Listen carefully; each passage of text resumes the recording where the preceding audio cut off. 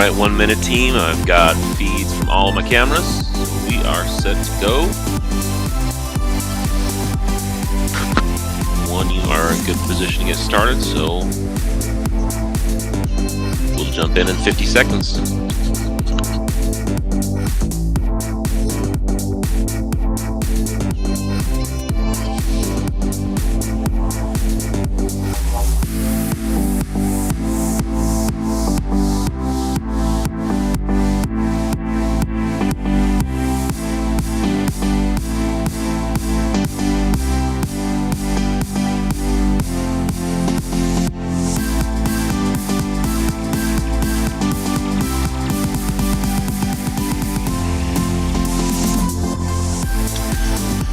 Alright, 15 seconds team, stand by camera 1.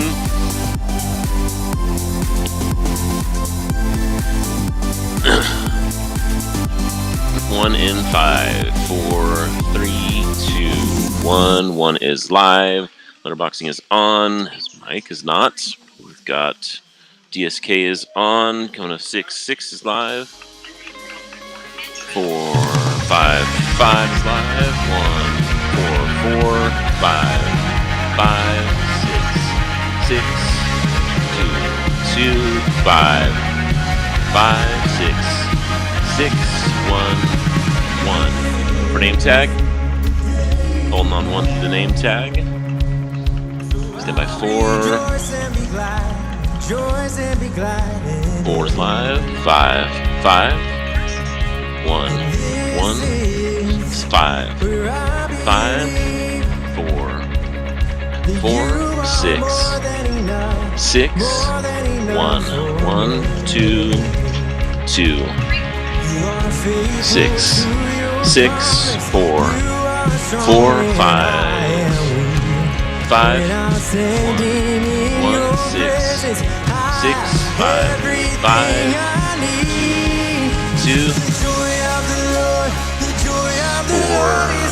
4, 6, 6, 5, 5, 1, 1, 6, 6, 4, 4, 5, 5, 1, 1, 6, 6, 5, 5, 1, 4, 4, 6, 6, 1, 1, 5, 5, 1, 4, 4, 6, 6, 2, 2, 1, 1, 6, 6, 4, 4, 1, 1, 5, 5, 1, 1, 6, 6, 4, 4, 5, 5, 1, 1, 6, 6, 4, 4, 5, 5, 2, 6, 6, 1, 1, 2, 2, 4,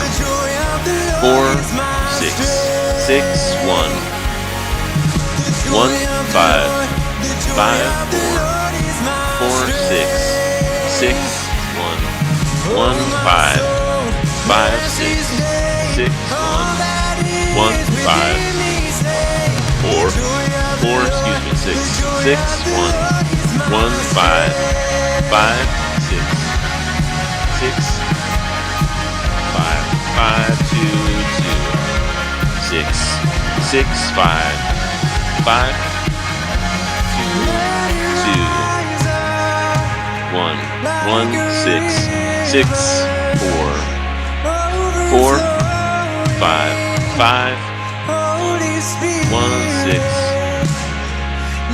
6, 4, 4, 1, 1, 5, 5, 1, 1, 6, 6, 4, 4, 2, 2, 5, 5, 1, 1, 4, 4, 6, 6, 5, 5, 1, 1, 6, 6, 2, 2, 4, 4, 5, 5, 1, 6, 6, 4, 4, 1, 5, 5, 6, 6, 2, 2, 5, 5, 6, 1, 5, 5, 2, 6, 6, 1, 5, 5, 6, 4, no, not 4, 2, 2, 6, 6, 5, 5, 2, 2, 1, 1, 6, 6, 1, 1, 4, 4, 5, 5, 6, 6, 1, 1, 5, 5, 4, 4, 6, 6, 1, 1, 5, 5, 1, 1, 6, 6, 4, 4, 1, 1, 5, 5, 6, 6, 1, 1, 5, 5, 4, 4, 6, 6, 1, 1, 5, 5, 4, 6, 6, 4, 4, 5, 5, 6, 6, 1, nope, 4, 5, 5, 6, 6, 2, 2. Okay, false ending. We're gonna go back into it here. 6, make sure you grab me some bass on this. 6, 6, 5, 5, 2, 2. 5. Ah, I missed that. 4, 4, 5, 5. 6 to base. 6, 1, 1, 5, 5, 4, 4, 6, 6, 1, 1. Very nice. 5, 5, 1, 6, 6, 4, 4, 1, 1, 5, 5, 6, 6, 1, 6, 6, 4, 4, 5, 5, 1, 6, 6, 5, 5, 2, 2, 1, 4, 4, 6, 6, 1, 1, 5, 5, 4, 2, 2, 6, 6, 4, 4, 5, 5, 1, 2, 6, 6, 4, 4, 1, 5, 5, 6, 1, 1, 6, 6, 4, 4, 5, 5, 1, 1, 6, 6, 4, 4, 5, 5, 1, 1, 6, 6, 4, 4, 5, 5, 1, 1, 6, 6, 5, 5, 4, 6, 6, 2, 2. All right, and Justin will be coming out here somewhere. There we go. One good backing out there, and one is live. Perfect.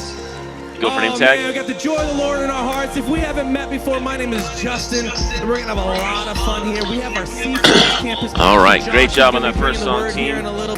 Josh will be leading the next one, new to Canvas, as well as I want to that say welcome. We're so Waymaker Bridge between him and Christy. Christy will lead the last song. Do me a favor. I know we just met, but I would love for you when this gathering is over, head out to the info station right in the main lobby there. Emily is out there, and she wants to do just a couple things. She wants to most importantly help you get connected here at Canvas and answer any questions that you might have. Do that after the gathering is over, and just for stopping by to say hi, she's going to give you a gift. So make sure that happens when you walk out these doors here. Also, for all of us here, scan that QR code on the seat back in front of you. There's a lot. Our fall is jam-packed with a lot of great things, so you want to stay in the know, and that is how you stay in the know. A couple things I want to highlight. October, beginning of October, we have Canvas Conference happening. It is going to be awesome. It's like a summer Bible camp for us adults, and you want to get your tickets now because we're already halfway sold out. So make sure you get your tickets for that, and do not miss out. Also, next week is kickoff week here at Canvas Church. We love it. Wear your favorite team's jersey. We don't care what sport it is. We're going to do a tailgate party on the patio, and we're going to do church together and life together, so don't miss out on that. And then the last thing is in a couple Wednesdays, September 13th, we have Simply Worship happening here at Canvas at the Kalispell campus. It's just a night of intentional worship. We're going to worship for over an hour. Don't miss out on that. But what we're going to do now, Canvas, is go back into this. All right, gonna go to 2 for this transition once he's done reading his verse here. Zephaniah. Everyone knows the book of Zephaniah, right? I mean, it's one of the most famous books of the Bible. But in the book of Zephaniah, chapter 3, it says, "For the Lord your God is living among you. He is a mighty Savior. He will take delight in your gladness." And this is where it's at. With his love. Everyone say, with his love. With his love, he will calm all your fears. He will rejoice over you with joyful songs. And as we sing this next song, let's remember that with his love, because we're going to sing, "Yes, I will praise his name in the lowest valleys." That is with his love. We're able to praise his name in the lowest valleys because of his love. So let's do this together, Cameron. Let's lift our hands in worship, and let's do this together. We love you. 2's live. 6, 6, 5, 5, 1, 1. Go for name tag. The same God who never fails. Holding on 1 through the name tag. On the 4, 4, 5, 5, 1, 1, 4, 2, 2, 6, 6, 4, 4, 1, 1, 5, 5, 1, 6, 6, 4, 4, 1, 1, 6, 6, 5, 5, 4, 4, 6, 6, 5, 5, 1, 1, 4, 4, 5, 6, 6, 5, 5, 1, 1, 6, 6, 4, 4, 1, 1, 5, 5, 4, 4, 6, 6, 1, 1, 5, 5, 1, 1, 6, 6, 4, 4, 5, 5, 6, 6, 2, 2, 4, 4, 1, 1, 5, 5, 6, 6, 1, 1, 6, 6, 5, 5, 4, 4, 5, 6, 6, 1, 2, 2, 4, 4, 5, 5, 1, 1, 6, 6, 1, 1, 5, 5, 4, 6, 6, 1, 1, 4, 4, 1, 1, 6, 6,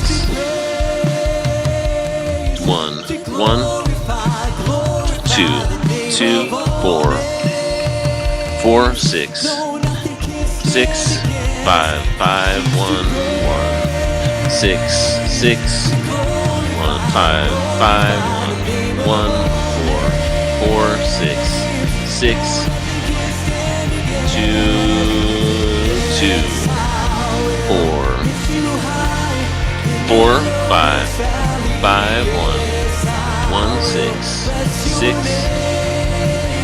5, 5, 1, 1, 4, 4, 6, 6, 1, 1, 5, 5, 1, 1, 6, 6, 5, 5, 2, 2. Okay, and then this is the bridge Christy will lead, so if you want to jump over there, 6, 6, 5, 5, 2, 2, 1.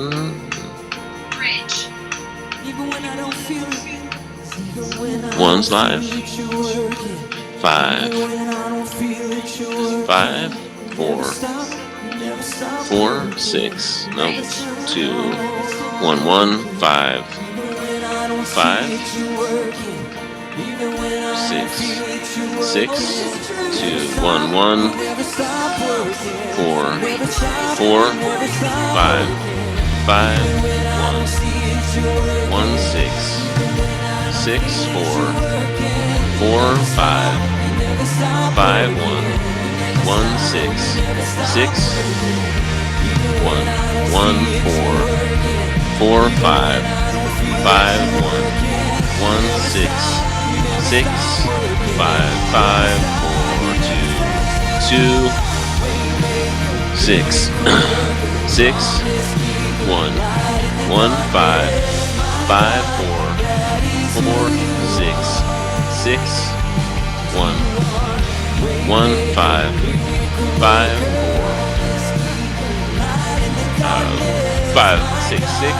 Or come down a little bit. You just don't want that entire screen in your shot. 1 1 5 5 6 6 4 4 1 1 6 6 5 5 1 1 6 6 4 4 5 5 1 1 6 6 2 2 4 4 5 5 1 1 6 6 4 5 5 4 2 2. Okay, one back to Josh. 6 6 1 1 5 5 4 4 6 6 1 1 5 5 4 4 6 6 1 1 5 5. About to wrap up here. 2 2 1. That's 1 2 2 6 6 4 4 5 5 1 5 5 6 6 2 2. All right, Chris will be leading the last song here.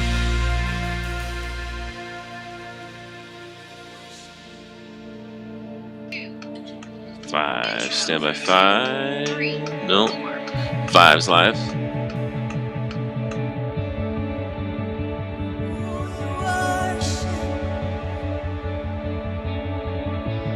Nice movements. 5, you're good. 1's live. Go for name tag. Hold on 1 through the name tag. Then coming to 4. 4's live. 5 5 2 2 1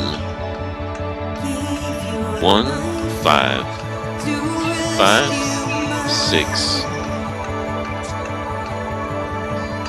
2 2 6 4 4 1 1 6 6 4 4 5 5 1 1 6 6 2 2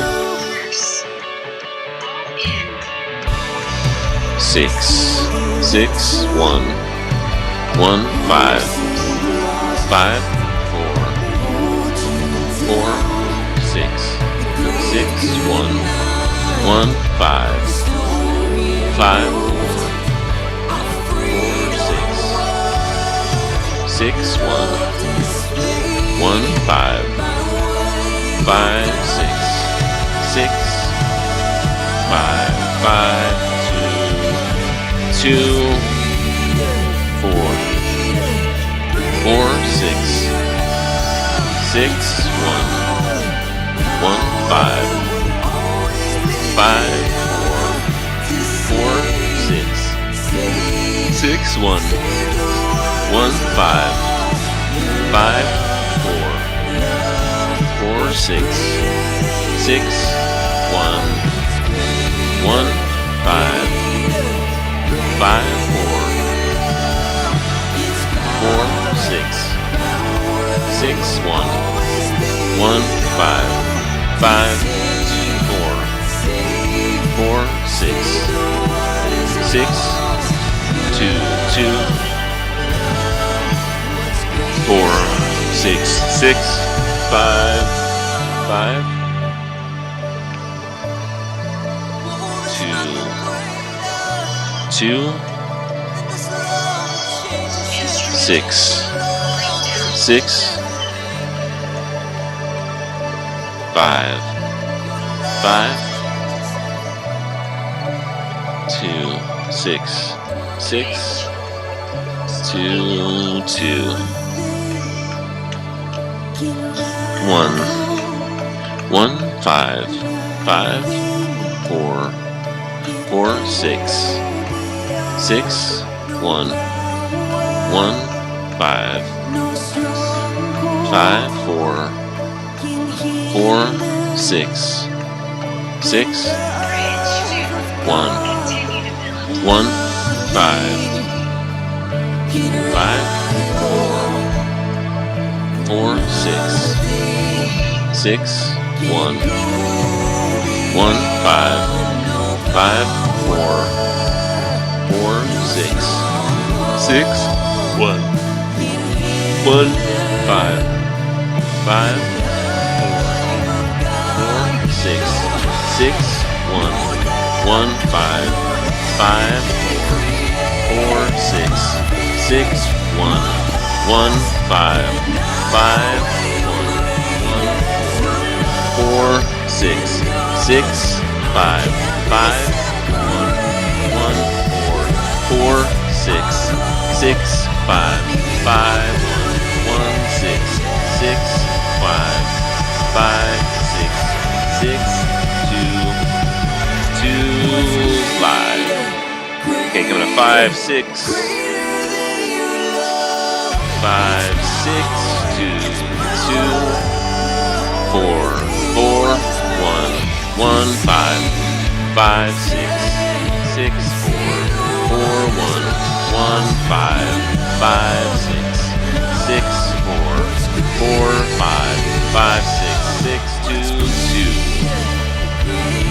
1, 1, 4, 4, 6, 6, 5, 5, 1, 6, 6, 4, 4, 1, 1, 5, 5, 2, 6, 6, 2, 2, 4, 4, 5, 5, 6, 6, 1, 1. Wrap it up here. 4, 4, 6, 6, 1, 1, 5, 5, 6, 6, 4, 4, 5, 5, 6, 6.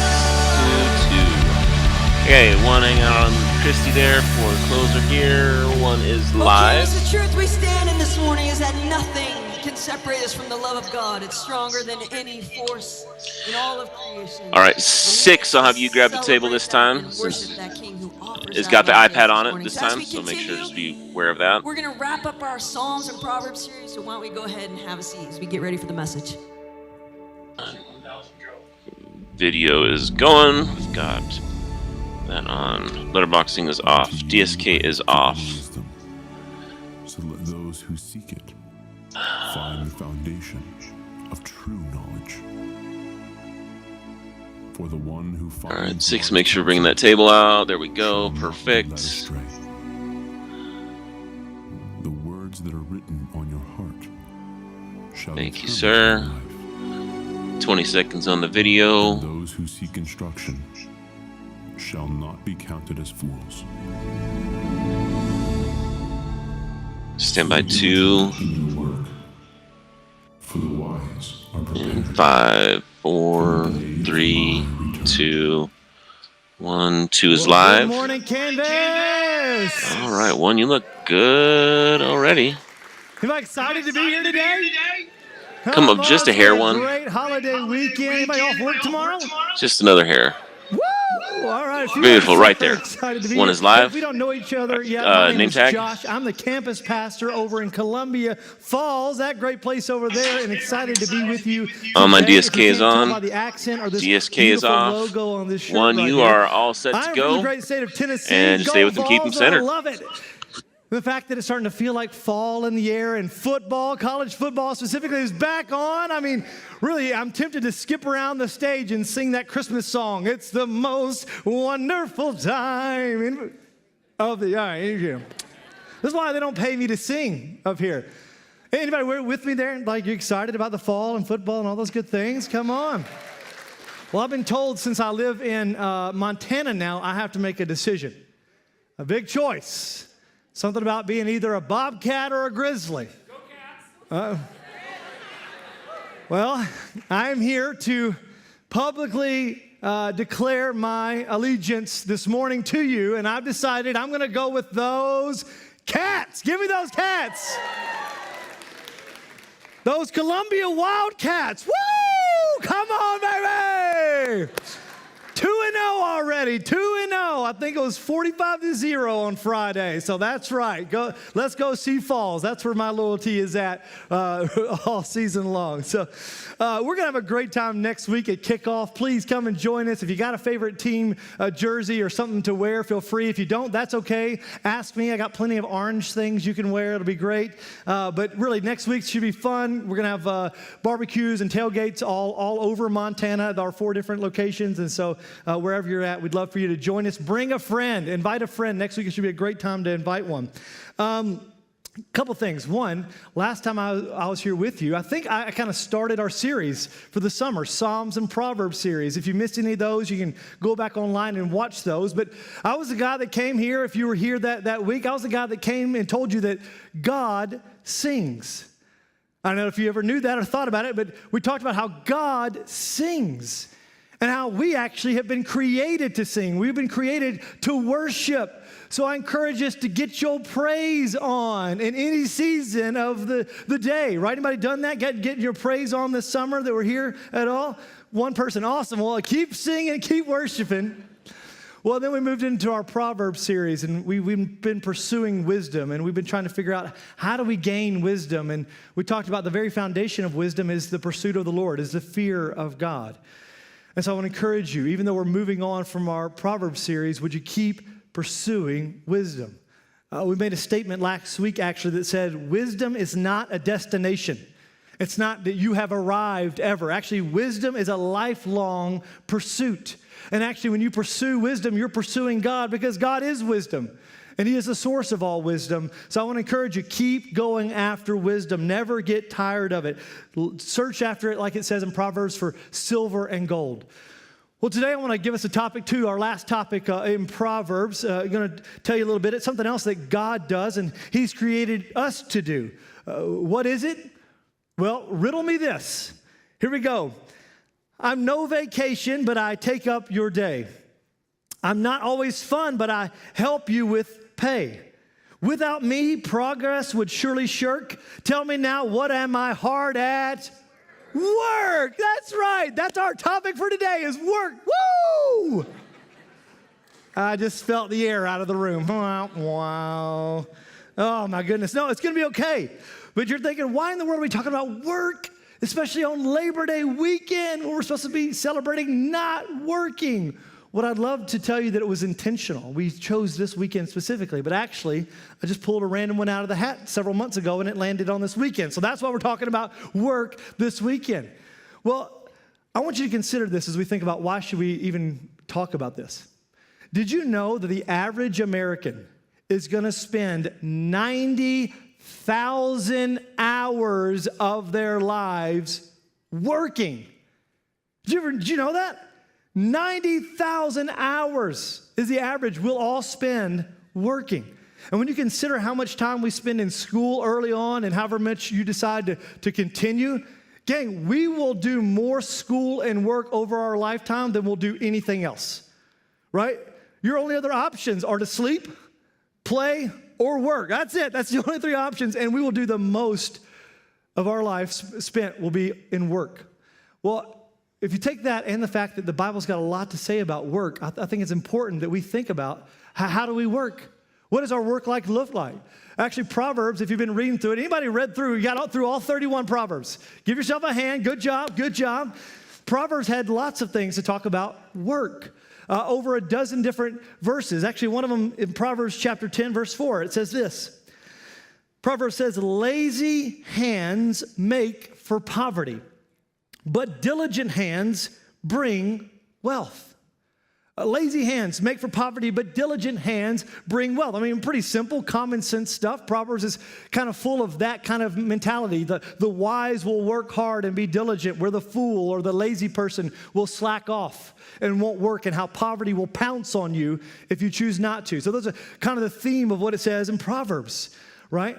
Well, it's one thing to read about it, but how many also know that verse, the spirit is willing, but the flesh is weak? Anybody know that one?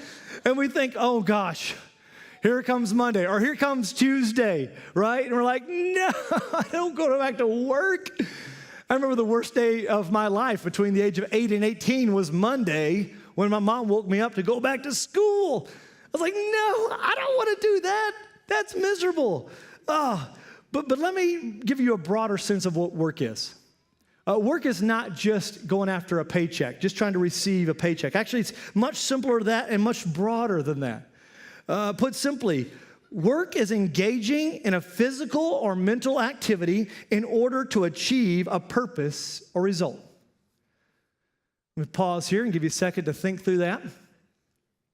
Read it for you again. Work is simply engaging in a physical or a mental activity in order to achieve a purpose or result. Well, by definition, again, things like exercise is a form of work.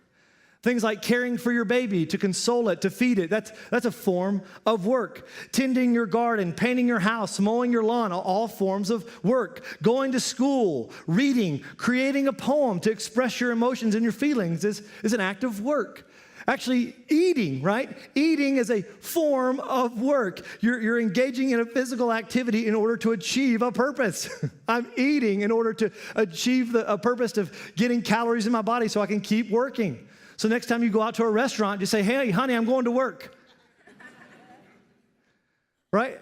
Speaking of, you know how much work it takes to make food, to raise food, right? Can we just give our farmers a hand real quick for going to work for us? Come on. Seriously. Thank you, farmers, for working hard so we don't have to when we go through the grocery and like, I need that and I need that, right? Like, praise God, somebody was willing to work. Well, work, again, is not merely a job that we do. Actually, it's an all-encompassing aspect of our life. We as humans were actually created to work. What do I mean? Actually, if we go back to the beginning in Genesis, we see in chapter 2, Adam, God put him there. He says, the Lord God took the man, Adam, and he put him in the Garden of Eden to work it, to take care of it.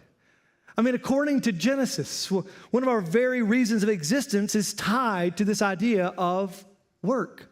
That's one of the reasons God created us. A purpose he gave us in creating us was to work. So in our DNA, in our being, we've been created to produce. We've been created to care for things. We've been created to cultivate. We've been created to invent. We've been created to create things. What's amazing is this is all reflection. Why have we been created that way? Because we've been created in the image of God and we're reflecting his very nature. Did you know that God works? Did you realize that? God works. Actually, at the very beginning, in the beginning, God created the heavens and the earth. God was working. And he looked at his work and he said, wow, this is good. And so he created us. When he created people, he gave us the same kind of DNA, a desire to work. Well, if God works and as God is still working, do you know God's still working today? How many knows that God is working right now? Gang, we sing about this all the time. He's working for our good. Actually, the way Romans puts it is he says, God works all things for the good of those who are called according to his purposes. Gang, right now, even though you can't see it, behind the scenes, God is working on your behalf. That's what he's doing. Actually, one of the other thoughts about it, what I thought was a cool thought, is Jesus, when he left, before he left heaven, he told his disciples, I'm going to prepare a place for you so that where I am, you can get to come as well. Do you know what Jesus is doing right now? One, he's interceding. He's praying on your behalf right now to the Father. He's always praying for you. But two, he's preparing a place for all of us. Jesus is working. And on top of that, of course, he knows what's all happening in our lives, and he's also orchestrating things on our behalf. I mean, God is continually at work. Even when we're sleeping, God doesn't sleep. He keeps going. He keeps working on our behalf. He created us to work. Therefore, work is supposed to be incredibly meaningful and important. Since God designed it, then we also know it's got to be for our good. It's got to serve a great purpose, and it's for his glory when we work. The problem is, if we're honest, a lot of times we don't want to work, do we? I don't want to go to work. Work is hard. Work is miserable. Work is toilsome. Work doesn't often in our lifetime here on this side of eternity, it doesn't always feel rewarding or satisfying. Oftentimes we feel overworked. In our heads, we think all I do is work, work, work, work, work. It's for the young people, they'll get that. All I do is work, work, work, work, work. Sorry. Well, why is it, though, that work does feel almost sometimes it's not as fun? It doesn't seem rewarding to us. Well, give you one reason specifically. If you're taking notes or if you're new with us or you're new to church, go back to Genesis 1, 2, and 3. It's kind of like our origin story. Well, when Adam and Eve decided to sin, there was a consequence for that sin. Death came into the world. But also what happened is work got hard. This is, God said, out of the consequence of this is now where thorns and thistles would grow up out of the ground, and the ground would become hard, and Adam was going to have to work hard to make his food by the sweat of his brow, it says. So sin is one of the reasons why work is hard. And if you think about that, now what do? We actually work with other sinners, right? We ourselves have that temptation in us not to want to work at times, but then we work with other people who are also sometimes backbiting and angry and easily frustrated, and work becomes hard sometimes because of the people we work with. And we're like, I don't know if I like this whole going to work thing. But here's the thing about sin I want you to realize. Sin is that force. It's not a person, but it is kind of this thing inside of us. And sin is always wanting to take what God meant to be good and a blessing, and it tries to turn it into a curse against us. Sin is always trying to twist what God meant for good and his goodness and pull us away from his intended purpose. Well, the same applies to work.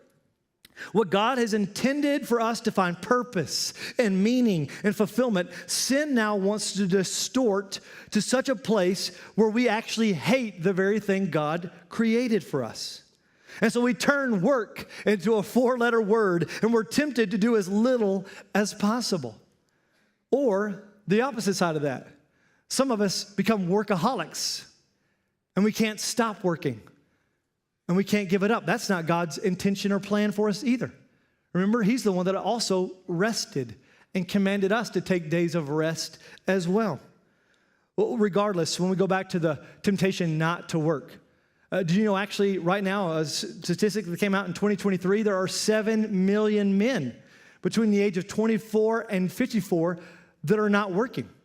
And this is not because they're unable or disabled to work. They are choosing, self-reporting, they're choosing not to work, which in a time of a labor crisis is quite a serious issue for us, right? And so we all have this thing and temptation inside of us, but here's also the thing that we tend to forget or we don't realize. Studies also show that those who don't work are twice as more likely to become depressed. People who don't work can also struggle with depression more. I think part of that is because when we reject what God created us for, we lose our sense of purpose. And we all want a reason to get out of bed in the morning, amen? We all wanted that. Well, work was one of those things that God created for us to have that reason to want to get out of bed in the morning. Now, I know I don't have to convince you of this. I'm not talking to a group of people that I feel at all is struggling with being lazy or any of those kind of things, rejecting work, putting it off. No, I think I'm speaking to a group of people who are humble and hungry. I know, I'm speaking to a group of people who are humble. And you're like, okay, God, I'm here, teach me. And hungry. You wouldn't keep coming. You wouldn't be asking questions. You wouldn't be here today if you weren't hungry to know, okay, God, I'm trying to figure this thing out. Maybe you've been a Christian a long time and you come all the time and you're just like, Lord, every week I want to change something. Or maybe this is your first time in church or in a gathering like this. Well, I want to commend you. You came, you're here, you're asking those questions, you're hungry, good. So the thing that we need to focus on today as we think about what work is or what it should look like in our lives is let's consider these questions. How can we work like God intended? And how do we stay motivated to keep working for His glory for the rest of our life? Right? Because in many ways, when you have that broader definition of work, we never stop working. So how can we work for God's glory for the rest of our lives? Well, I want to give us two things to think about today. Two things that we need to have a perspective shift as we begin to consider what we do as a profession, as we work, whether that's at home or wherever else we go for a place of employment. One thing that the Bible is going to teach us, one perspective shift we have to have is we need to work for God and not for people. That's a change we need to make. We need to be working for God and not for people. Now, am I suggesting that you all need to quit your jobs and just stop working for the man? No, I'm not saying that. What I'm trying to say is we don't need to find our satisfaction in trying to please other people through our work. No, we need to act and we need to realize that we're working for the Lord. Where do I get this? I get it right out of the Bible. Colossians chapter 3, verse 23. Paul is trying to teach some new followers of Jesus how to live for Jesus now. He's saying, hey, in your work even, he gets to the work life. He says, in your work willingly at whatever you do, as though you were working for the Lord rather than for people. This is what Paul's trying to teach these new followers of Jesus when he's trying to retrain their minds as they're saying, okay, God, I'm going to do life however you want me to do it. I'll follow you. So Paul tells them, well, now take your work, everything. Work willingly at it, whatever you do, and do it for the Lord, not for people. Well, whatever you do. Actually, another verse says, whether you eat or drink, do it for the glory of God. Have you ever thought about that? Why do you work? Who do you work for? Not maybe a boss necessarily, but when you go to work, what motivates you? Who do you work for? Yourself, your family, other people? Not all those are wrong at all, but have you ever thought about doing your work for the Lord? Every bit of it. Moms, dads, grandparents, retirees, kids, college students, everything you do, have you thought about how to do it for the glory of the Lord? Whether you're playing, whether you're sewing, whether you're feeding your baby at 2 a.m., whether you're going to work from 9 to 5 or you got a whole lot of shift work, that's it, shift work from that 3 to 11, 11 to 7, there's a country song about that. Are you doing it for the glory of God? Do you work for it as you're saying, okay, God, I'm going to do this for you? Well, how will we do that anyway? How do you work for the glory of God? Let me give you two simple things real quick when we think about this. One of the ways to work at everything you do for the glory of God is you begin to develop an attitude, as we say, of gratitude. You become thankful for what you have. You become thankful for what He's already given you. When you've got a bunch of dishes in the sink and you're tired of washing dishes, you turn that thought around, and instead of getting angry at everybody else who did not clean their dishes, you start saying, God, thank you for the dishes that represent the food that we got to eat again. When you're driving that beater that you're ready to drive off a cliff because you're sick and tired of it failing on you over and over again, you calm your heart down and you say, God, thank you for giving me something that gets me from point A to point B. When you're going to that place of work that you don't really like to go to, you again speak to yourself and you start talking to God and you say, soul, we're going to give God thanks for this. God, thank you for giving me something to do today. Because consider the alternative. Well, what if we had nothing to do ever? What if there was never anything to do at all? Now, I love vacations, and one of the first things I do on vacation is nothing. The best vacation is at the beach when you just sit there, right? But come day 2, a week of that, after a while, I get bored. I want something to do. Well, that's one of the things that work does for us. It gives us a purpose.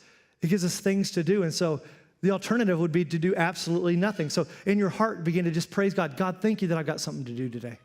Thank you I've got something to live for today. Thank you I've got people to provide for today, to live for today, to take care of today, to help today. Whatever it is, just start giving God thanks and watch how your heart begins to change and you get a new perspective shift. The other thing I want to encourage you to do is in our work, how do we work for the Lord? Whatever we do, work hard for the Lord at whatever you do. Work with excellence at whatever you do. Followers of Jesus, I'm speaking to you specifically. If you come to that place, you're like, God, I believe, got to trust in you, and I've given you my life. Thank you for giving me of all of my sins. Then in response to what he's done for us, then we begin to work for him. We begin to work hard for him. Therefore, we don't cut corners at work. We don't slough off at work. We don't cheat at work. We don't steal. We don't lie about being sick so we don't have to go to work. That's not what we do as followers of Jesus. In fact, we do the opposite. We set the example of how to work hard because now we're working for the Lord, not for other people's notice of us. Oh, but if you'll do that, they will take notice. They will notice how hard you're working, and they're going to start having questions for you. Why do you work so hard? How do you stay motivated like this? I don't understand. Well, we'll talk about that in a little bit of what to do next with that. But what else do you need? Why else would we need to work for the Lord? Because honestly, sometimes it is hard to stay motivated. Truthfully, I don't know how many of you in here maybe feel like you're in a dead-end job, and you're like, no, you don't understand. Like, this is going nowhere. This is miserable. I hate this job. Can I be honest with you? I've had one of those as well.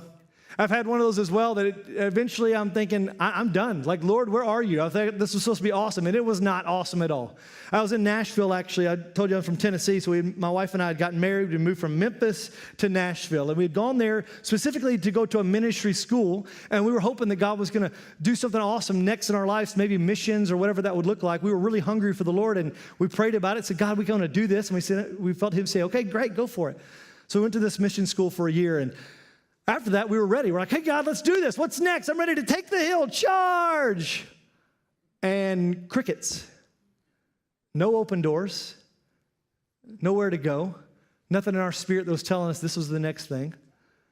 And I don't know if you know this, as we sat there and twiddle our thumb for a few days and weeks and a month and thinking, God, where are you? How many know that there's also a verse in the Bible that says, if you don't work, you don't eat?